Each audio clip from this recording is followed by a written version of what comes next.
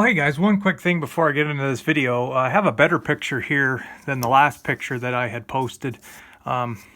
This is a picture that I had scanned and enlarged. This is our farm over at my dad's at the other farm. This is the barn that I had given you the tour of before the addition was put on in the 60s. This picture is from 1934. I think it's pretty neat. That's my granddad right there, and that is his uncle. He was did a lot of work on the farm at the time. Did a lot of the field work. He was kind of the main farmer there for the longest time. You can see they had horse paintings of horses. We put the painting back up when they put the addition on. They had cut this section out, and they had preserved it. So I put it back on the barn years ago. So here's where they had all their horse stables and cows. Like I say, I don't know how it was exactly. Looks like they have two calves and the farm dog. But yeah, 1934. So that's a much better picture than the other one I showed from the 30s. It was preserved a little bit better. So yeah, it's pretty neat. So let's get into the video today. Today I am going to look at a piece of farm equipment. I don't know if I'm going to buy it or not. I'll keep you guys posted. Take a look at it. I think it'll be a good piece of equipment for the farm. So I want to get into, I touched on it in yesterday's video. Like I say, everybody has their list of things that they want to upgrade to or things that they need. I'm trying to distinguish between wants and needs. Because basically I figure that no matter what equipment you own, you're always going to want something different and better, and it's kind of the deal with a lot of stuff like that. So I want to be very careful to make sure what I upgrade to is something that's a need and not just a want.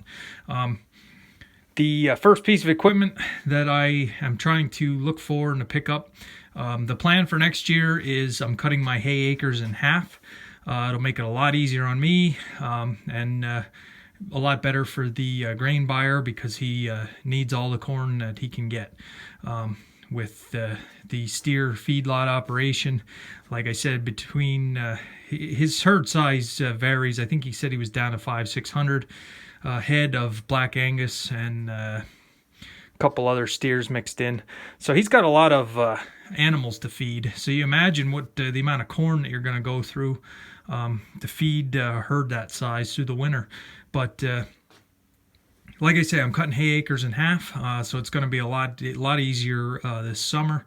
I can focus on a lot of the other things then, making little bales. I've given up on a round baler. I'm not going to bother buying one. Being that I'm cutting my hay acres down, it's just going to be unnecessary. I'll be able to make small square bales and make enough to sell, and we're going to go from there. So, you saw in a lot of my videos my tedder. It's a Peckway 710, and that is the fluffer tedder that basically you go up and down the row and it fluffs it up, stands it up to let it dry. It worked very good for first cutting. Don't get me wrong, it worked wonderful when the hay was very thick. First cutting was very thick, and it did a great job. It stood it up and it dried no problems. Where I ran into trouble is if it gets rained on or thin, like thin second cutting. To me, it wasn't very good. It wasn't the best type of tedder to have. So the problem with it getting rained on, it kind of matted it down into the ground, and the only way that tedder would work is if I would go and rake it with the rake first, the roll bar rake, to stand it back up, and then go through and ted it. And by then, with the rake, it had made like rope. It was all in a windrow, and when you tedded it, it didn't really ted it apart. So I'm looking for a spinner tedder. I'm definitely going to pick one up probably after the first of the year, somewhere in that time frame. New ones aren't very expensive as far as 2 stars. I'm not going to go with the 4-star. I know it's nice to have something that big. It's nice to have the hydraulic lift on the wings. New 4-star tedders, they're priced. I've seen prices that I've been looking anywhere from $5,000 for like an H&S, all the way up to kind of a mid-model. I looked at was the Peckway. I think that was a TT 400 or 401, one of those models. They're running between 6 and 7.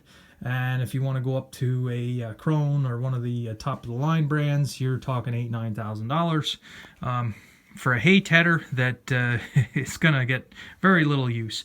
So I've been looking at some 2 stars. Rossi makes one that's pretty reasonable. I think you can get that new for like $2,100. Used tedders, I've looked at a lot of them, and what I'm finding is used tedders, it's hard to find one that isn't all banged up, and it's the market isn't very good now for used tedders that are mechanically in good shape. So yeah, I'm pretty well just going to go with a 2 star. It'll be plenty for the acres that I have to cover. So like I said, we're going to keep my eye open and see. I know Peckway makes a 2 star. I'd really like to get a Peckway 2 star, and it's an item that a lot of my dealers don't have in stock. So I didn't price one. I saw a used one. It's all the way on the other end of the state, so until I pay the shipping, it's not going to be the best. All right, so like I said, the tedder, definitely need a new tedder. And I'm going to advertise the Peckway. I'm hoping to get what I paid for it, just because it only had 1 season that I used it. When I got it, I had replaced a lot of the teeth and belts, and it's pretty well in good shape. It's you've seen it in my videos. I think it's a 2001 model. Very good, solid tedder. Didn't have any issues with it. I probably over-greased it. So we're going to advertise that and sell it probably eventually. I probably won't sell it until I pick up a new tedder and I have the new tedder at home, just so I know I have a tedder. You've seen that John Deere 350 3-point hitch hay rake. That's going to get sold. Going to advertise that. Probably going to lose a little money on that thing. It was kind of a junky hay rake when I bought it. I managed to get through the whole year with it. I really don't think it's going to keep going, and I did price some of the parts, and I don't really want to spend the money on it. So we're going to advertise that and sell it. It is nice that it's 3-point and PTO. You can basically start in the center of the field and start raking rocks. You could pick it up and go over the top of the rocks. So we have that International 35 rake. The owner of that rake used to farm here. He said I could use it, and pestering him to buy it, and I hope he sells it. If not, we're going to pick up probably another roll bar rake. If I was covering more acres, I would get a rotary. Those are pretty pricey too, and rotaries are really, if they're taken care of, I can see that they'd last, but I know they had a lot of gearbox issues. Just from where I used to work, we were a Peckway and a Miller Pro dealer, and we've had a lot of gearboxes from rotary rakes come in. Even from farmers that took care of their equipment and were pretty fussy. Mechanically, I think it's a little bit easier to fix a gearbox on like a New Holland 256 or 258 roll bar rake. So I'm going to figure this hay rake situation out by spring, and either buy this International 35, or like I say, I'm going to look for a New Holland 256 or a 258. I'm looking for one with the rubber teeth. I don't want any steel teeth. All steel teeth. And probably I'd like to get one that has the dolly wheel in the front, just because of the hillsides and the uneven terrain. It'll do a better job raking. So those are 2 items that I almost have to upgrade to, being that I was going to buy a brand new hay wagon, or a really nice metal hay wagon. Now that I'm cutting down on my hay acres, no, I'm not even going to look for a hay wagon anymore. I'm just going to try to do some repairs on mine and keep them going. I do need another plastic fertilizer tank. You've seen in my videos I have a plastic fertilizer tank that I use to store nitrogen. More corn acres means more nitrogen, and need more storage. I was maxed out this year, and I have to pick up another tank. So that'll be another purchase for the year. You've seen that little 3-point hitch Demco sprayer that I use to spray around the fields.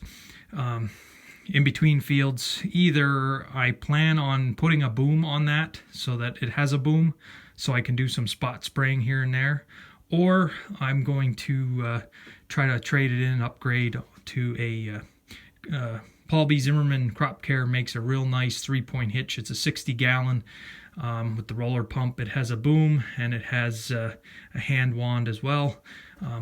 Very reasonably priced. So I want to think about that one. That one might be on the back burner, but we'll look into that.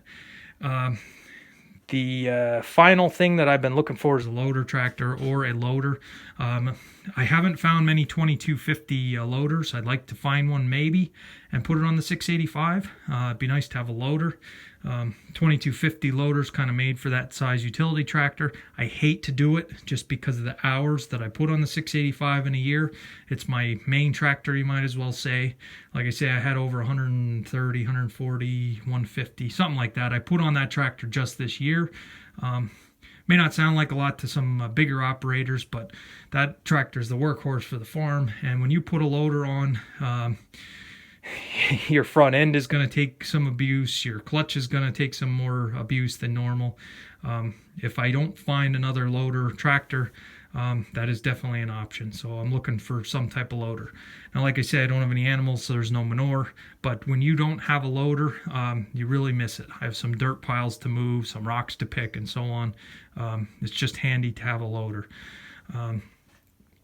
So those are the needs, the present needs for the farm. Down the road for the future, some of the wants. I definitely want to upgrade on sprayer, my sprayer. That Demco 500 gallon I have, it's great, but it is well used. The biggest issue with that is the axles. It's kind of, the pins are wore out in the walking tandems. I'm going to try to work on that this spring, try to get them in better shape. The frame, it looks like it's bent a little bit underneath. The boom, it doesn't have any welds, but it is wore pretty hard. Definitely would like to upgrade on sprayer, I think. Get something a little bit more modern, maybe with the flow rate control. That's down the road. If I would upgrade any tractors that I have now, probably the 986 would be the first tractor to get traded. It's such a nice tractor. It has so little hours on it now, because it did have an engine overhaul, 200 hours before I bought it. It's a solid tractor and would probably last me for a real long time. I'm talking quite a few years down the road here. The 986 is going to be here for a while, but I'm looking definitely someday to trade it on a tractor with a cab, a full cab, and it doesn't need to be 175 horsepower. It can be in that 100 horsepower range, just to pull the square baler, or the hay bind every once in a while. I would like four-wheel drive. I'd like to have just one four-wheel drive tractor with a cab. Like I say, that's years down the road. The 986 will keep going. And probably I would have it that I could spray with it. Be a little bit nicer to be in a cab on account of the chemicals and dealing with the sprays, being out in the open. So, all right, this video is getting kind of long. Just want to give you a quick rundown of the things that I have to do this year. I'm going to be in the market for, and like I say, some of the things down the road. Combine, yeah, I'd love to have my own combine, but I have absolutely no complaints about the job that they did and for what they charged me. And I don't know. At this point, that's way on the back burner. That's years down the road, I think. So I do things a little bit differently. And that's one thing, I guess, with YouTube that's a little bit different that I noticed. A lot of guys do their own planting and their own harvesting, and they'll hire somebody to do their spraying and their fertilizer. I'm the opposite. I have people doing the planting and the harvesting, and I do all the spraying and fertilizing. I kind of like it that way. I like to do it. It's one of my favorite things. And I think I can save pretty good money on spraying versus owning a corn planter and a combine, as far as overall maintenance costs. So yeah, all right, this video is getting kind of long. Thanks for watching, and stay tuned. As soon as if I do buy this piece of equipment, I will do an overview of it, of course, and get it up. So thanks for watching, guys.